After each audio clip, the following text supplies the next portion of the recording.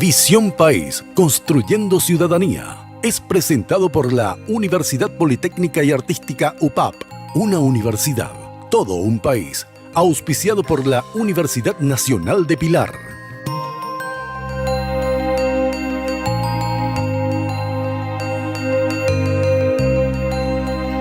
Bienvenidos a Visión País, buenas noches. Hoy queremos analizar con ustedes en la línea que venimos instalando en nuestro programa hace 3 domingos, el tema de la realidad de los jóvenes, pero como punto de referencia el tema educativo. Hoy queremos poner en perspectiva lo que está nuevamente aconteciendo en la Universidad Nacional de Asunción. En septiembre del año pasado hubo una movilización importante que fue conceptuada histórica y que tuvo que ver con un movimiento denominado Una No Te Calles. Los resultados ya lo sabemos y nuevamente casi a un año hay cuestiones que está surgiendo dentro de la comunidad universitaria de la Universidad Nacional de Asunción. Para analizar este tema nos acompaña Fernando Krug, él es vocero de Una No Te Calles. Muy buenas noches, Fernando. Buenas noches, Francisco, también a los panelistas y a la audiencia. Un gusto estar acá con ustedes. Saludamos también a nuestros panelistas. Bienvenido, Fernando. Muchas gracias, Francisco. Muy buenas noches, Fernando, a Karina también y a toda la audiencia. Bienvenida, buenas noches, Karina. Buenas noches, Francisco, buenas noches a nuestro invitado y a la teleaudiencia, dispuestos también a conocer un poco cómo está la situación de nuestros universitarios. La pregunta que nos formulamos hoy en Visión País: ¿por qué se resiste la Universidad Nacional de Asunción a su reforma? Pero veamos el siguiente BTR como introducción de este tema que queremos debatir con ustedes.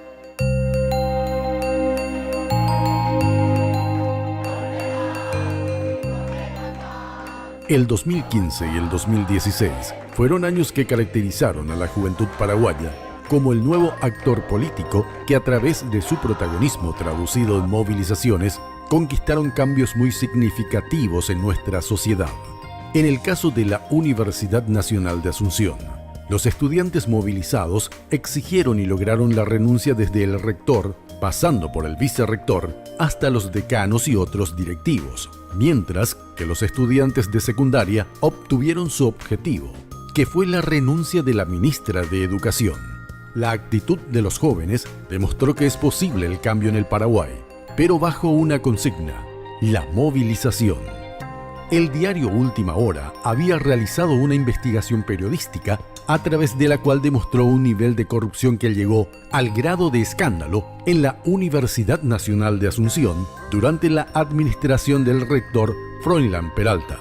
El escándalo adquirió el grado de indignación en muchos estudiantes de la Universidad Centenaria, que comenzaron a convocar a distintas movilizaciones en la campaña que denominaron Una No Te Calles, a la que se sumó una buena parte de la ciudadanía apoyando la iniciativa.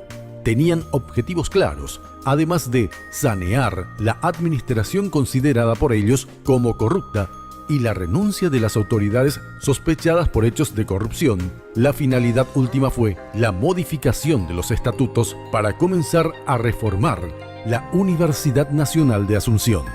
Hoy, a casi un año de aquella histórica movilización, Una No Te Calles, nos preguntamos, nuevamente, ¿aparecieron hechos de corrupción que salpica a algunas autoridades de la UNA? ¿Y qué pasó con la reforma de los estatutos? ¿Por qué hoy, nuevamente los estudiantes comienzan a movilizarse? ¿Por qué tanto se resiste la UNA a su reforma?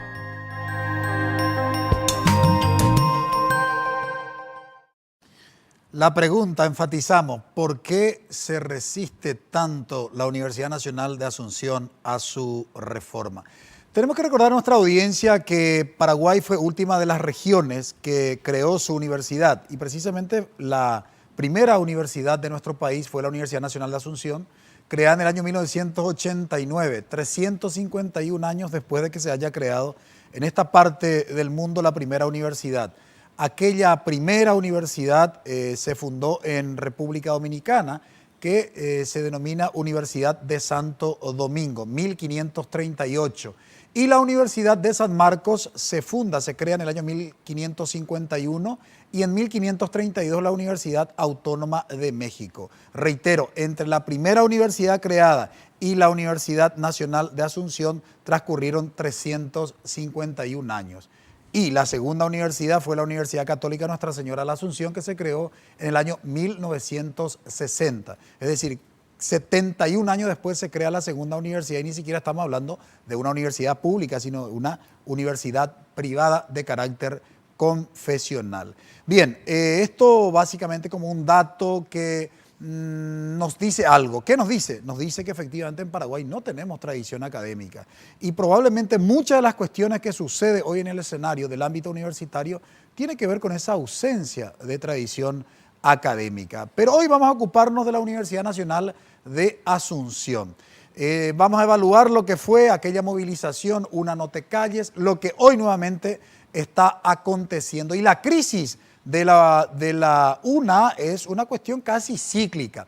Me hace recordar del año 2004, un acontecimiento que sucedió en la Facultad de Derecho y Ciencias Sociales. Estoy hablando, por supuesto, de la UNA.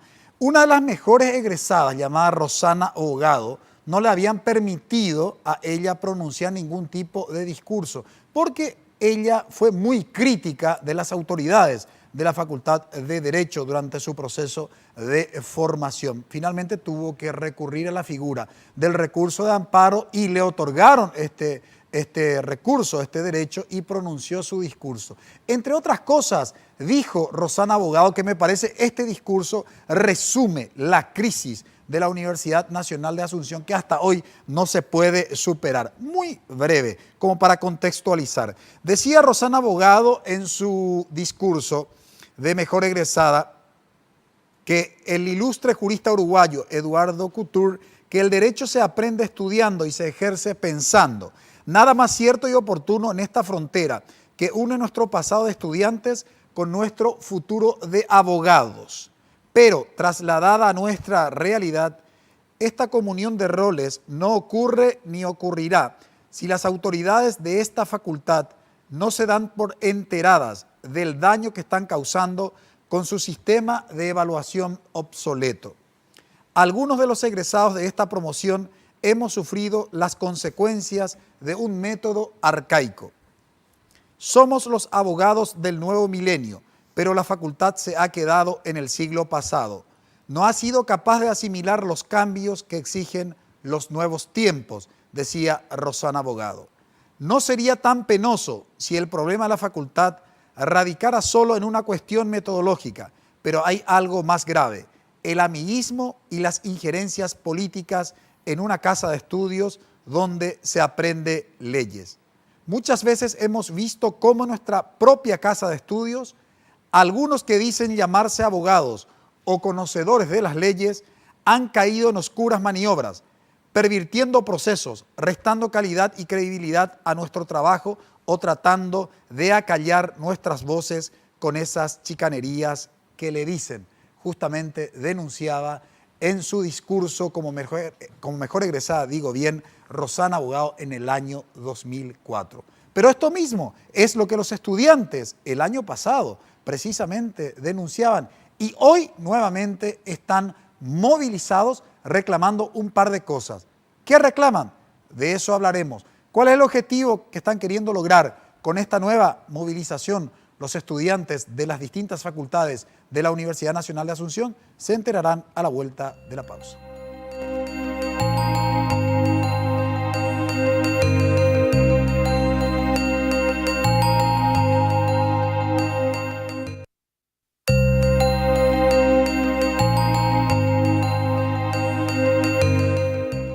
¿Por qué la UNA se resiste a su reforma? Es el tema de análisis. Nos acompaña Fernando Krug, es vocero de UNA No Te Calles. Fernando, la movilización del año pasado, con la que se logró la renuncia desde el rector, pasando por el vicerrector y demás, decanos y otros directivos. Aparte de eso, ¿ustedes qué más planteaban como cambio de esa lucha estudiantil? Me parece muy importante las etapas que fuiste graficando en el primer bloque, porque efectivamente el primer punto de la convocatoria tenía que ver con que las autoridades que estaban en ese momento vinculadas directamente con los cuantiosos hechos de corrupción renuncien y salgan de la universidad. Pero también en el transcurso de esas movilizaciones fuimos fijando otros objetivos, algunos inmediatos, otros a corto, mediano, largo plazo.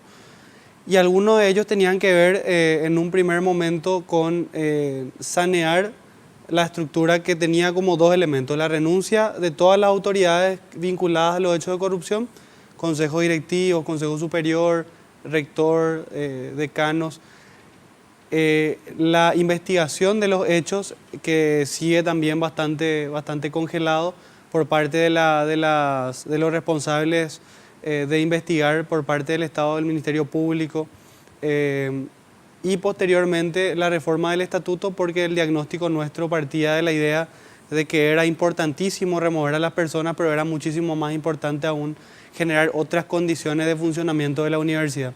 Desde ese mismo momento nos enmarcamos en un proceso de propuesta, también en un proceso de diálogo dentro de las distintas esferas de la universidad, de manera que el producto pueda ser una propuesta que apunte a cambiar el funcionamiento irregular, a nuestro criterio irregular, si nuestro parámetro fuese los objetivos de la universidad, y empezar a generar condiciones para que la universidad vaya transformándose. Yo creo que hay una consigna clara que parte de septiembre pasado y se mantiene intacta hasta ahora, que es justamente la necesidad de la transformación de la universidad para que realmente sea una institución enfocada a la formación integral de las personas en función de resolver los problemas del colectivo, de la ciudadanía, de todo el país, y no así un botín económico y político como lo que pasó a ser de un tiempo a esta parte de la universidad. Ahora, ¿pero qué es concretamente lo que quieren ustedes que se transforme la universidad? Porque permanentemente hay denuncias que siguen casi los mismos actores. Sí, efectivamente, nosotros por eso decidimos que cambiar el estatuto era la única vía de enmarcarnos en un proceso de cambio. Quisiera hacer muchísimo énfasis en ese término, porque nos damos cuenta también que la estructura ha generado unos canales de resistencia importantes. Muchas personas, como señalás vos, directamente vinculadas con los hechos de septiembre, denunciados en septiembre, de años de corrupción, siguen en los cargos, incluso en los altos cargos de las unidades académicas. Y justamente por ello nosotros pensamos que toda esa movilización que logró en cierta manera remover gente tendría como un punto final del primer capítulo reformando el estatuto. Y acá quizás sea importante enmarcarnos en esos criterios. Hay toda una estructura legalizada en la universidad de construir una claque que gobierne la universidad y se deje para un lado el concepto, por ejemplo, de la comunidad universitaria, de la corresponsabilidad de los actores en la universidad. Y qué importante discutir esto en una institución que encima goza de una atribución casi exclusiva, que es la autonomía universitaria, que para nosotros implica la autonomía de la comunidad, pero que para estas personas que conducieron y que conducen hasta hoy la universidad, significa la autonomía de un grupo de personas a hacer lo que su voluntad les dicte, ¿verdad? Ahora, ¿cómo está ese estudio para la reforma de los estatutos? Porque casi a un año ya de aquel acontecimiento, y sin embargo hoy nuevamente están movilizados los estudiantes de la UNA. Nosotros hemos, como un mecanismo también de generar cohesión al interno de la comunidad universitaria entre los tres estamentos, nos hemos incorporado en las propuestas que tuvieron desde el Consejo Superior de crear una comisión especial de estudio, y así también unas comisiones de cada facultad de estudio de la reforma del estatuto. Ese trabajo duró 8 meses, es decir, desde fines del año pasado hasta hace unas pocas semanas la comisión estuvo trabajando arduamente en la propuesta. Esa comisión habría que entenderla como una comisión bastante heterogénea, los actores bastante distintos, digamos, ¿verdad? Tuvimos desde sectores que nosotros caracterizamos como muy vinculados a la estructura actual, hasta miembros de la mesa de coordinación de UNA No Te Calles, demostrando de esa manera nuestra voluntad y nuestra apertura siempre al diálogo, siempre y cuando ese diálogo vaya enfocado realmente a generar estos cambios que son necesarios. Hemos llegado al momento final, la propuesta ya se entregó al Consejo Superior y uno de los primeros síntomas que era previsible, pero que finalmente se materializa a pesar de todo el trabajo hecho, es que el Consejo Superior, con las autoridades que la constituyen en este momento, decide postergar por 2 meses su estudio, y los 2 meses no son casualidad, los 2 meses tienen que ver con poder cerrar todo un año en el cual se somete a elecciones todos los cargos de gobierno, y después seguramente evaluar si es que el proceso de reforma va a continuar o no va a continuar. A nuestro criterio, la jugada política de estos actores en realidad es encajonar la propuesta. El Consejo Superior ni siquiera es la instancia deliberativa para aprobar el estatuto, sin embargo, trata de congelar en esa esfera, de manera que la Asamblea le dé seguramente unos meses más y que esto le permita, esta temporalidad le permita a lo que nosotros denominamos la claque a atornillarse, a reposicionarse nuevamente en la instancia de gobierno, como acaba de acontecer hace unos días con la elección de decanos. Ahora, para contextualizar y para que nos puedan entender la audiencia, el Consejo Superior, en este caso, como instancia, ¿qué representa? ¿Tiene que aprobar, digamos, la modificación de los estatutos y convocar a la Asamblea para que se comience a trabajar esa modificación? Mira, según el estatuto, la instancia que debe estudiar y modificar el estatuto es la Asamblea.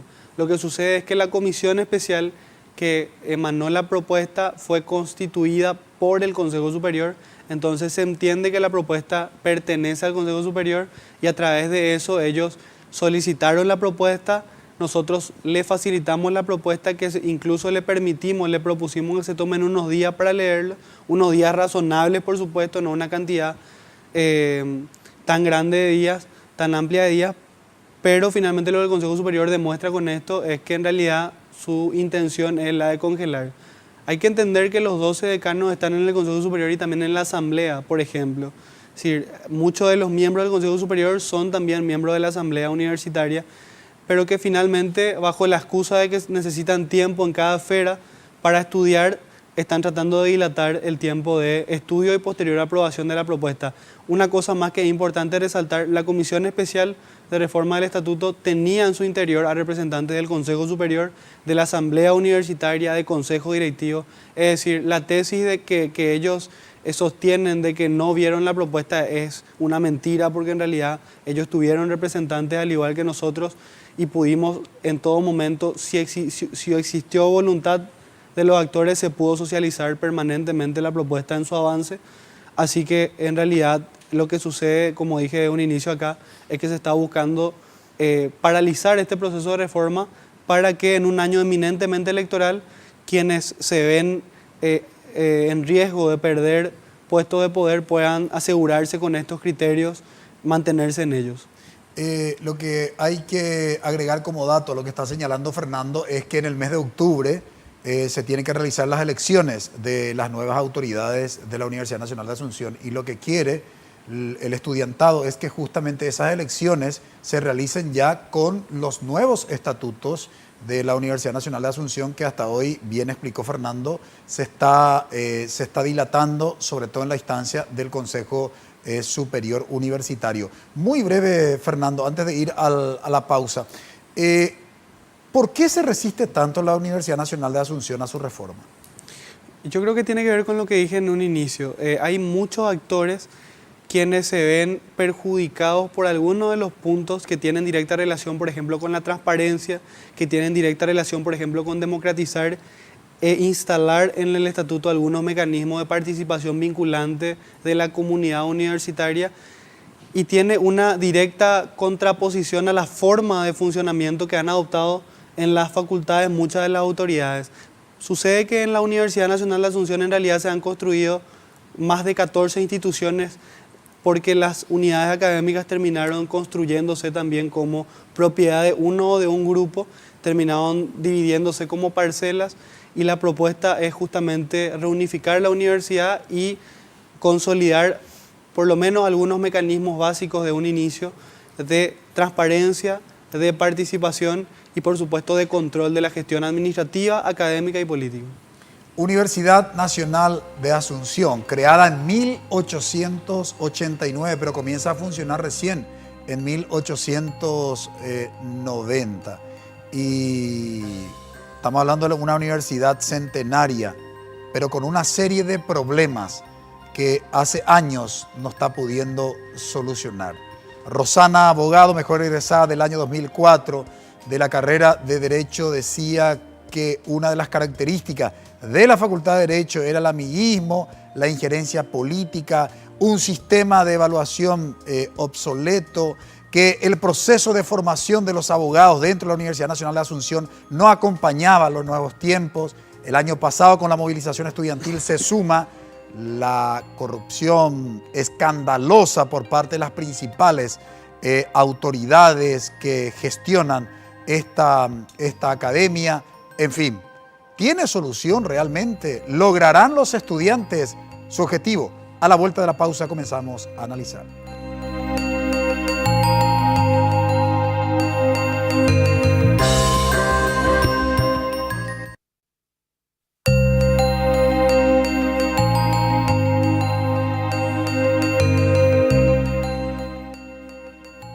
¿Por qué la UNA se resiste a su reforma? Una pregunta que probablemente, cuya respuesta no será fácil, Karina, Fernando. Sí, es cierto, pero más o menos ya estamos teniendo un panorama claro con lo que nos está comentando Fernando, ¿verdad? De cualquier manera, hay un par de cuestiones importantes que quisiera que pudieras aclarar también de paso para la audiencia, que tienen que ver con el pedido de reforma del estatuto que ustedes están planteando. Justamente esto afecta directamente a la cuestión electoral. De lo que estamos hablando, que hay elecciones en octubre, pero ustedes también, dentro de los estatutos, lo que quieren modificar el sistema electoral. Yo marqué 2 puntos principalmente, pero vos podés ampliar más también. Uno tiene que ver con que el padrón sea abierto. ¿Eso qué quiere decir? Que hoy hay un proceso selectivo para elegir a quienes van a votar finalmente, ¿verdad? Entonces, ¿cómo se abriría ese padrón por un lado? Y por el otro lado también que la revocatoria de mandato exista como figura, pero con puntos claros. Es decir, no se puede revocar porque sí tampoco el mandato de alguien, pero ¿cómo? Así que esas cuestiones, padrón y revocatoria. Mira, yo creo que en un primer momento justamente hay 2 artículos que se corresponden en relación a resolver un problema de la participación en las elecciones y tiene que ver con el padrón.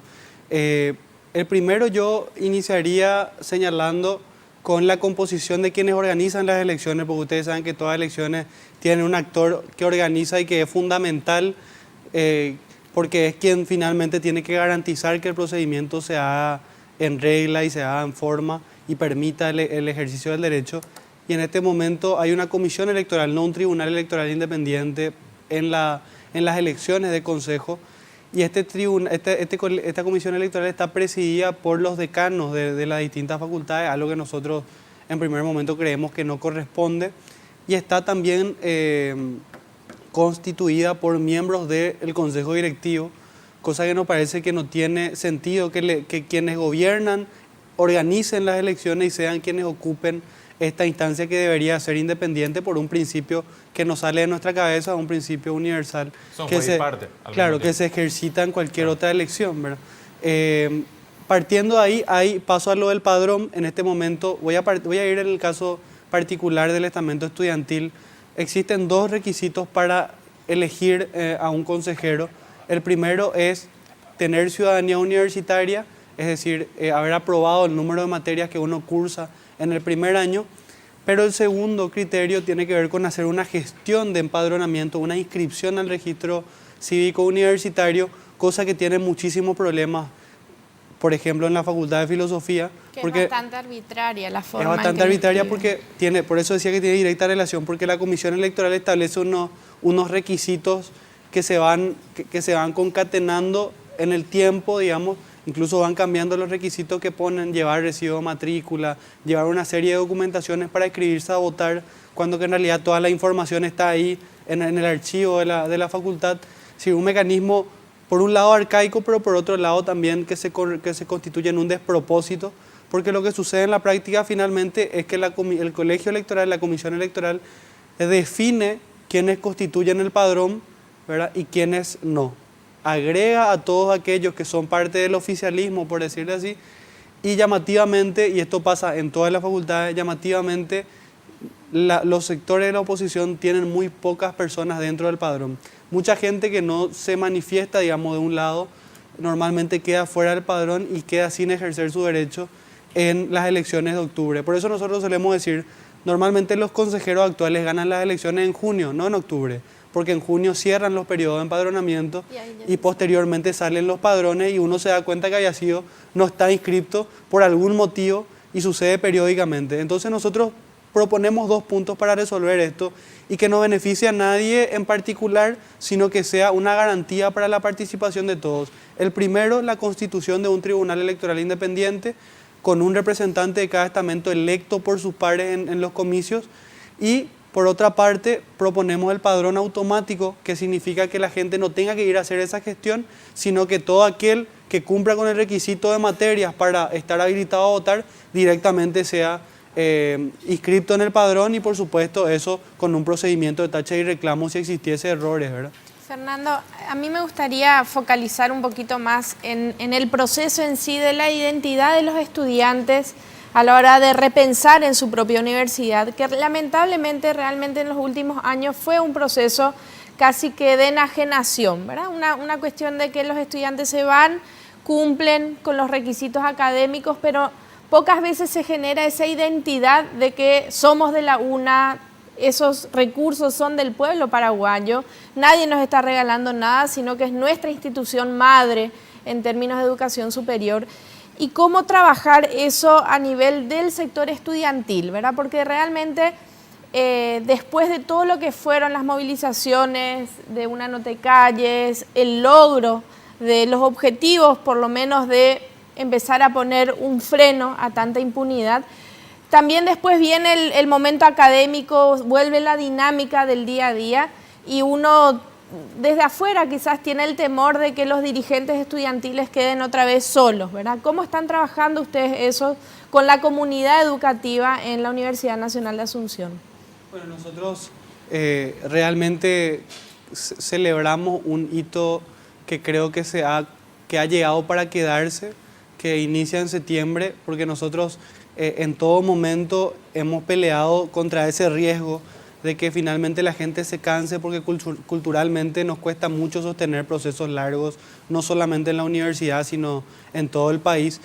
Sin embargo, al día de hoy puedo decir que realmente los procesos que han iniciado en septiembre han permitido cambiar mínimamente la cultura del estudiante. Las asambleas tienen convocatoria como nunca tuvieron. La asamblea de ingeniería hace unos días tuvo más de 1.500 participantes. Las plenarias en la Facultad de Filosofía tienen una muy buena convocatoria, como hace rato no venía siendo así.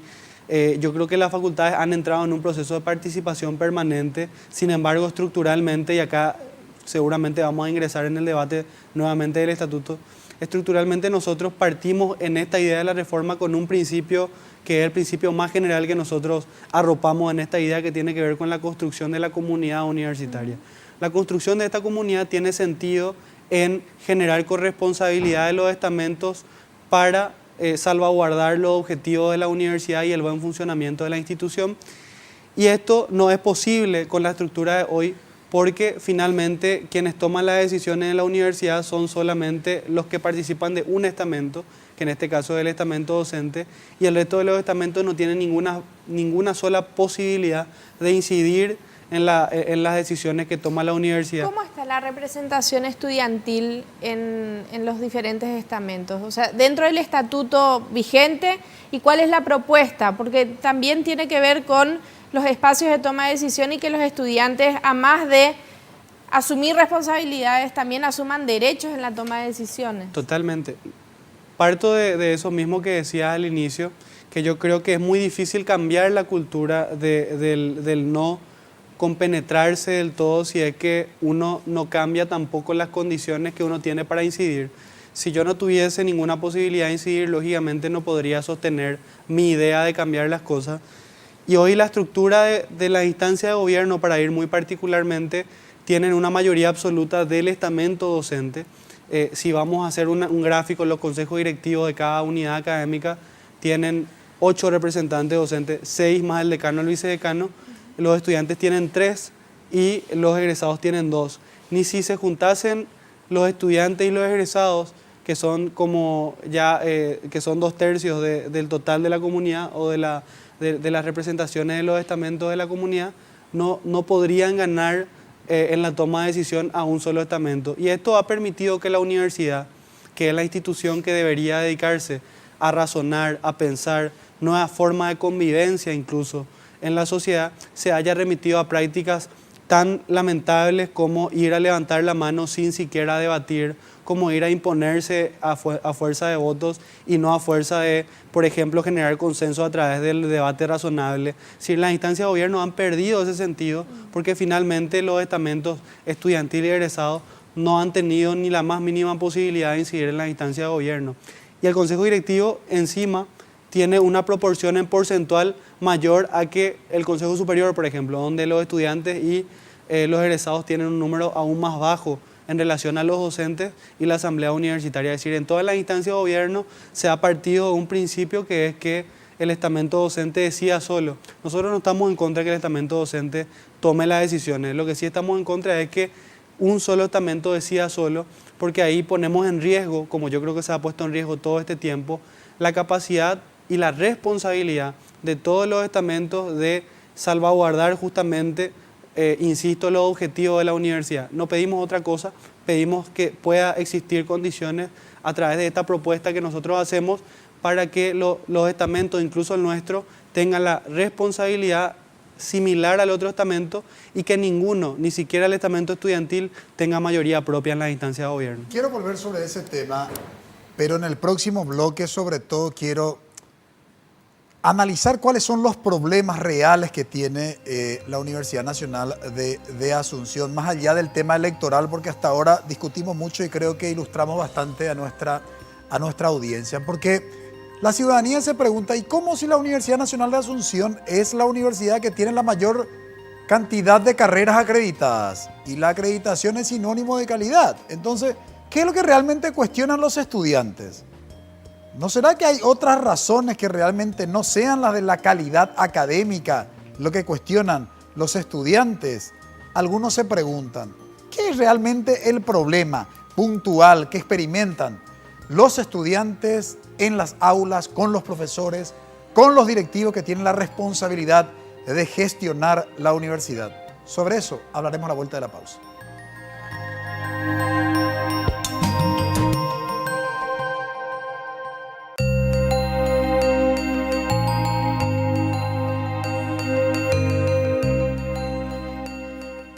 Decíamos en el bloque anterior que la gente se pregunta, bueno, ¿qué es lo que cuestionan los estudiantes? ¿Qué es lo que cuestionaron el año pasado, además de los hechos de corrupción?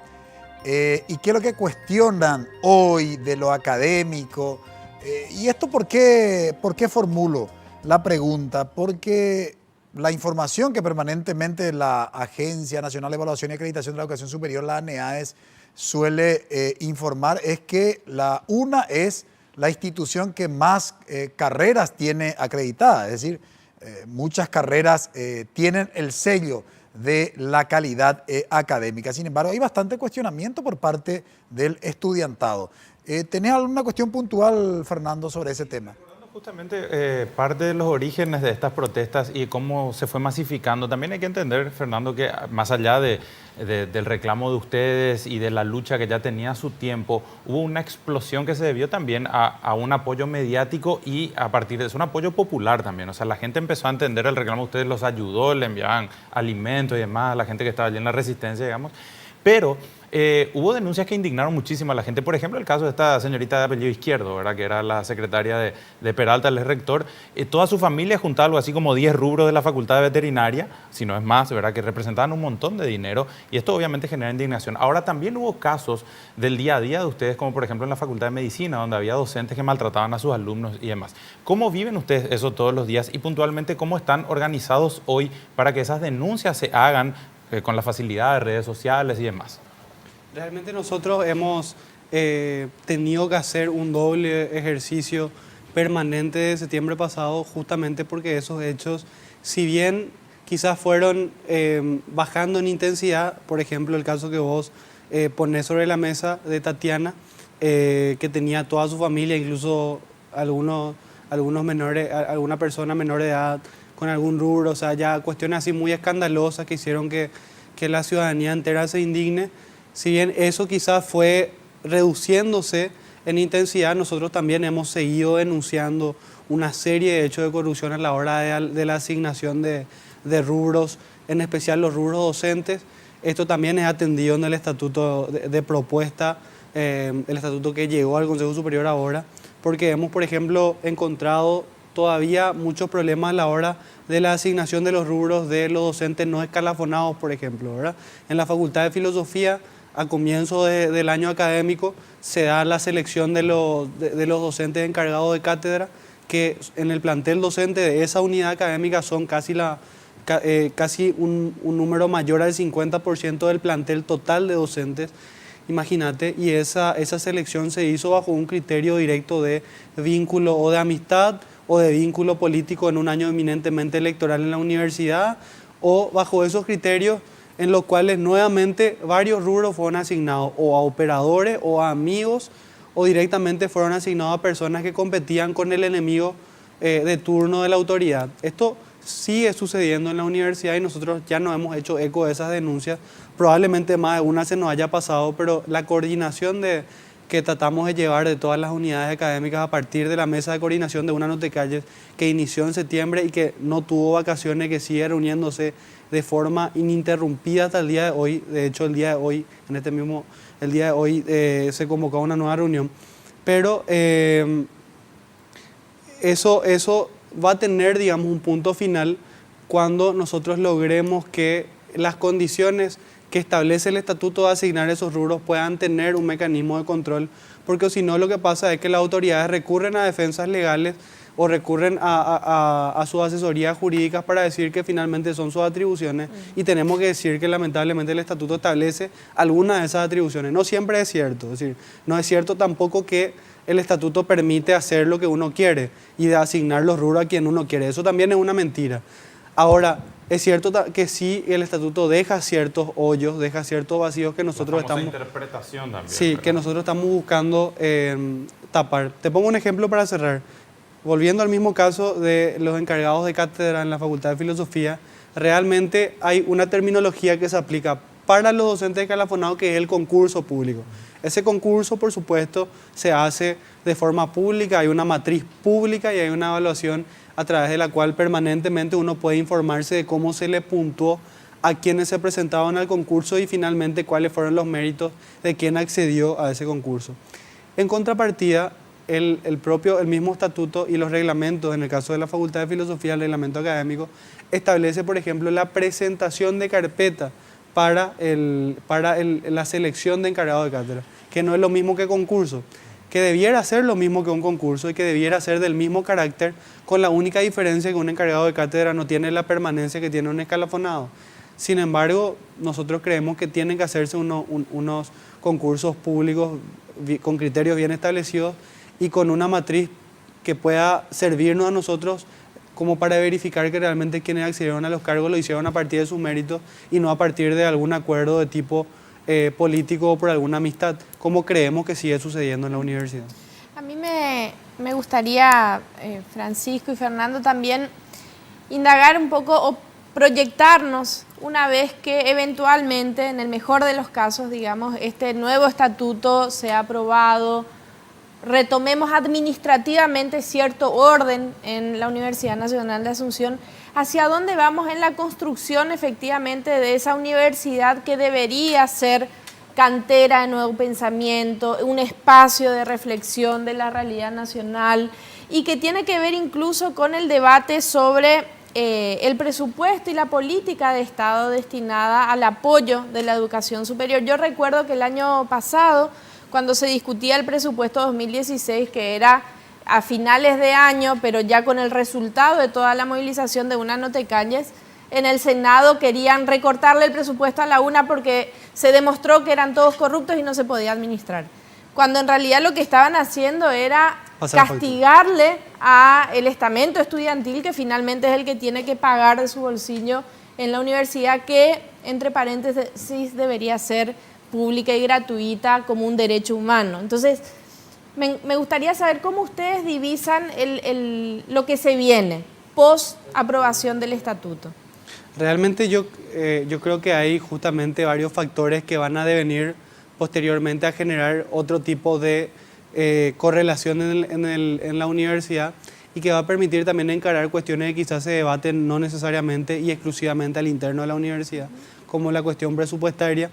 Definitivamente nos parece que hay que revisar de todas formas los mecanismos de utilización de los recursos en la universidad, pero eso no quita la responsabilidad del Estado, como decías vos, de financiar también las mejoras que tiene que ir avisorando la Universidad Nacional de Asunción y, por supuesto, invertir en que la garantía del derecho pueda estar vigente para quienes incluso hoy no están dentro de la universidad, pero que a nosotros no tenemos que decirlo, mucha gente que quizás ha sido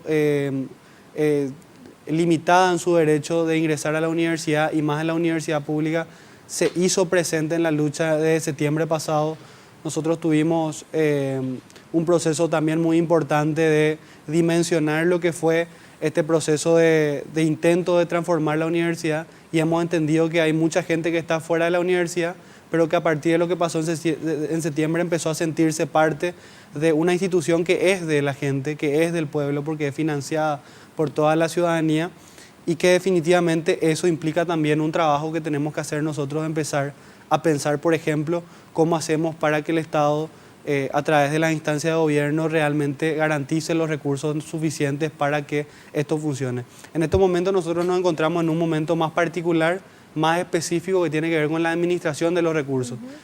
Ese debate también se tiene que trasladar a otras esferas para que nos pongamos a pensar en relación al financiamiento. Hubieron varios debates en el marco del estatuto sobre los recursos y muchas excusas también sobre el presupuesto que nos pusieron de algunos estamentos para generar ciertos cambios, diciendo, por ejemplo, que los concursos no eran posibles porque los presupuestos no son seguros, ¿verdad? Ahora, el tema académico, Fernando, no quiero que dejemos de tratar ese tema. ¿Cuál es la experiencia que ustedes tienen del nivel de formación, digamos, de los docentes en las aulas? Porque decía justamente en los bloques anteriores que la UNA siempre es mencionada como la institución que tiene la mayor cantidad de carreras acreditadas. Sin embargo, en aquellas movilizaciones del año pasado también ustedes criticaban el paupérrimo nivel académico de algunas carreras. Sí, totalmente. Yo pondría dos puntos ahí sobre la mesa. El primero tiene que ver con en el plantel docente existen docentes que de 10 podríamos puntuarle en 11 incluso, o sea, docentes muy buenos, pero también tenemos que decir que existen docentes que han entrado por la ventana y que definitivamente nada tienen que ver con ejercer de una forma responsable y con altura el rol del docente. Quizá también la forma de funcionar en la universidad y las categorías que se han creado en la universidad, las formas que ha tomado el rol docente también han generado condiciones para que eso suceda, ¿verdad? Pero sí tenemos que decir que a partir de estos acuerdos que finalmente volvemos a la instancia de gobierno, se han tejido en esos objetivos políticos, han permitido también que el objetivo académico se deje para un lado y que finalmente se conviertan en prioridad otros objetivos. Quizá el otro punto que sea bueno resaltar y que también está en la propuesta de estatuto tiene que ver, por ejemplo, con los responsables de áreas y de carreras. Es decir, nosotros insistimos en que los directores de carrera, por ejemplo, deberían ser personas muy capacitadas, las más capacitadas de las distintas carreras, de manera a poder orientar el proceso formativo. Ahora, ¿eso qué significa? ¿Que hoy no se está dando eso? No, hoy los directores de carrera son cargos de confianza de los decanos y que finalmente, y nos parece un contrasentido, que los cargos de confianza del decano sean, por ejemplo, los directores de carrera, por ejemplo, el director académico, porque nos parece que si bien el decano o el rector necesitan personas de confianza, por ejemplo, en la dirección administrativa,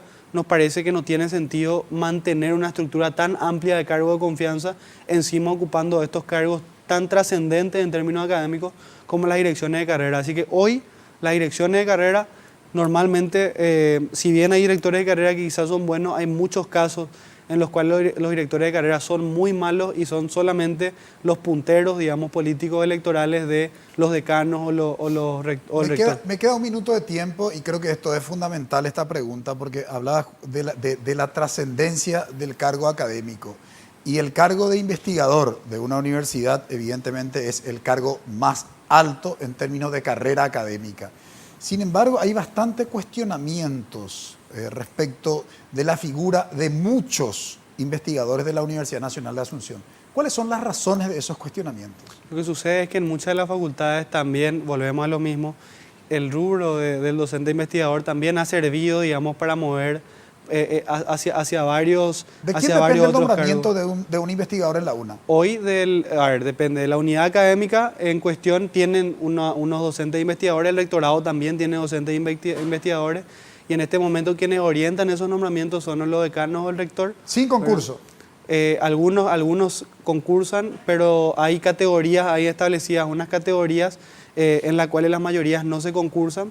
Nosotros, a partir de la propuesta de la reforma del estatuto, hemos ordenado las categorías y se han puesto también algunos criterios justamente para que sea posible el concurso al acceso y también sea posible la gradualidad, digamos, de el ejercer el cargo de docente investigador. Esto ha estado muy desordenado en la universidad y hemos encontrado casos y casos, digamos, ¿verdad? Hemos encontrado casos en algunas unidades académicas donde básicamente fueron recursos complementarios a algunos docentes que llamativamente eran de la línea, digamos, del decano, y que ha servido, digamos, como esos recursos de los rubros investigadores que bien vos decías, bastante importantes, han servido en realidad como moneda de cambio en muchos de los casos. Todo ese desorden administrativo, toda esa permisividad a la hora de mover los recursos que también a partir del estatuto que nosotros llamamos el Estatuto de Froilán, la modificación del 2014, que en uno de esos articulados permite la equiparación de los rubros docentes a otras funciones, incluso administrativas, nos ha generado un tremendo desorden a la hora de la utilización de estos rubros. Bien, no perdemos la esperanza, efectivamente, de que los cambios deseados, no solamente por los estudiantes, sino también por toda la ciudadanía. Finalmente, la Universidad Nacional de Asunción es una institución emblemática y muy caro a nuestros afectos como ciudadanos. Muchas gracias, Fernando, por compartir y colaborar con nosotros en este análisis. Muchas gracias a ustedes por el espacio. Brevísima pausa. A la vuelta hacemos nuestra conclusión.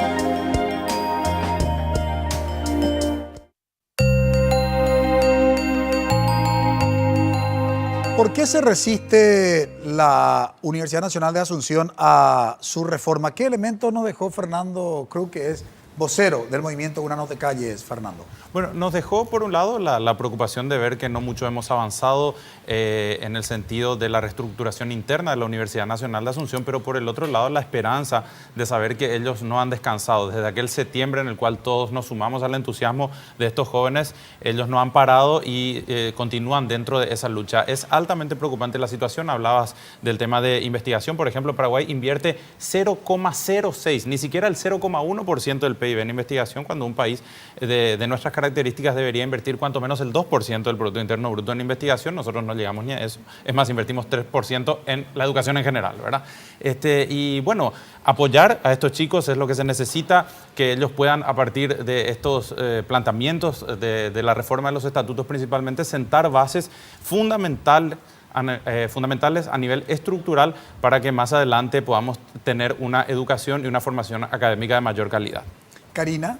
Sí, fundamentalmente el reconocimiento, que creo que es justo y necesario, a esta generación de estudiantes de la universidad que marcaron un antes y un después, y sobre todo el desafío de no bajar la guardia, ¿verdad? Porque evidentemente, y es lo que yo le planteaba a Fernando, muchas veces en el cotidiano académico, cuando uno se descuida un poquitito, los otros sí tienen la cancha libre para seguir actuando. Y el reconocimiento a este intento de democratizar la Universidad Nacional de Asunción y que vuelva a ser la Universidad del Pueblo Paraguayo, que creo que es fundamental entender que esto, si bien tuvo un inicio en el plano administrativo, tiene que tener su consecución en el plano de la discusión más profunda del tipo de universidad que queremos y que sea realmente un derecho garantizado para todos los jóvenes de nuestra patria. Y la pregunta que nos habíamos formulado para instalar el debate, ¿por qué la UNA se resiste a su reforma? Me parece que el punto de partida que no es un dato menor, es lo que se debatió en Argentina ya hace una década. No solamente la educación superior es un bien público, la universidad es un bien público. Entonces, a partir de este concepto de la universidad como un bien público, tenemos que comenzar a discutir cómo tiene que gestionarse este bien público. Cuando decimos bien público, es que esa institución básicamente se debe a la ciudadanía. ¿Por qué? Porque de los impuestos básicamente que paga la ciudadanía se sostiene esa institución. Y cuando escuchamos denuncias de que efectivamente el presupuesto de la Universidad Nacional de Asunción ha servido para operadores políticos, ha servido para, digamos, instalar un sistema prebendario de amiguismo y no precisamente para fines académicos, para lo que está diseñada una universidad, realmente nos indigna. Nos indigna como ciudadanos y nos indigna como personas que estamos de alguna manera soñando un país diferente. La lucha de los estudiantes universitarios de la UNA del año pasado tuvo bastante aceptación ciudadana. Lograron su primer objetivo, que fue la renuncia de las principales autoridades, digo bien, sospechadas de corrupción. Ahora tienen que dar el siguiente paso, que tiene que ver con la real reforma de una universidad. ¿A qué denomino real reforma de una universidad? A lo que hace a las cuestiones propiamente académicas. Si esas no se establecen en los estatutos, quedará nuevamente el margen para que las autoridades que gestionan la universidad solamente permitan que dentro de la gestión académica incursionen sus amigos, incursione el modelo del prebendarismo y sigamos teniendo lo mismo. Ojalá no suceda eso, ojalá que los estudiantes nuevamente se hagan sentir con sus movilizaciones, logren la modificación de los estatutos y las elecciones del próximo mes de octubre a realizarse en la UNA ya pueda ser, digamos, realizada esa elección en el marco de lo que se quiere reformar. Agradecemos su preferencia, que tengan un buen inicio de semana. Buenas noches.